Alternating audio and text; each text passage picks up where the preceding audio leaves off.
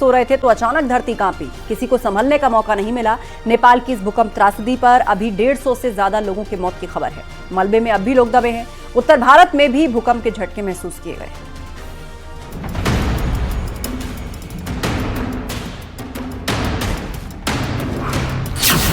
नेपाल में आया जलजला, भूकंप से दहल उठा नेपाल।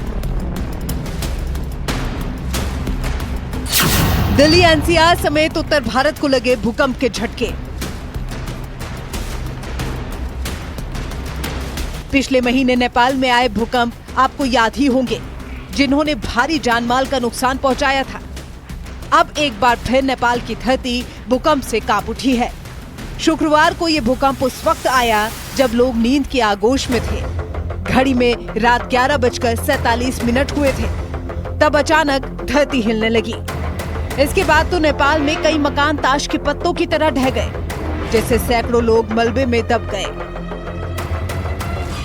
भूकंप का केंद्र काठमांडू से करीब 500 किलोमीटर पश्चिम में जाजरकोट जिले के लामीडांडा इलाके में था। घायलों को इलाज के लिए अस्पताल में भर्ती करवा दिया गया है। मौत का आंकड़ा लगातार बढ़ता जा रहा है।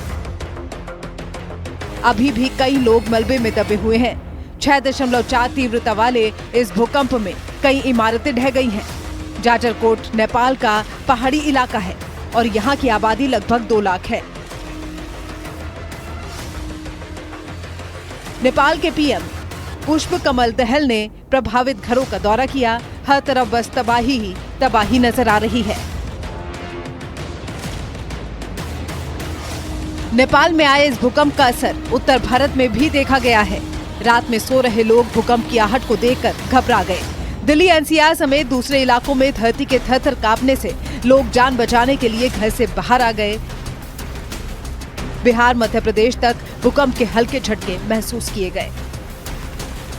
नेपाल में आई भूकंप त्रासदी पर पीएम मोदी ने दुख जताया। उन्होंने ट्वीट किया, नेपाल में भूकंप के कारण हुई जनहानि और क्षति से अत्यंत दुखी हूँ। भारत नेपाल के लोगों के साथ एकजुटता से खड़ा है और हर संभव सहायता देने के लिए तैयार है। हमारी संवेदनाएं शोक संतप्त परिवारों के साथ हैं और हम घायलों के शीघ्र स्वस्थ होने की कामना करते हैं।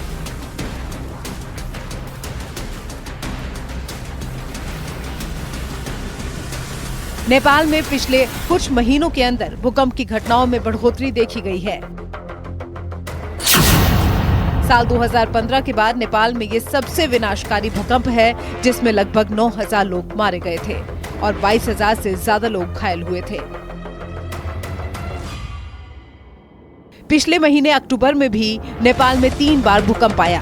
3, 15 और 22 अक्टूबर को नेपाल में भूकंप आया। नेपाल में लगातार आ रहे भूकंप ने चिंता में डाल दिया है।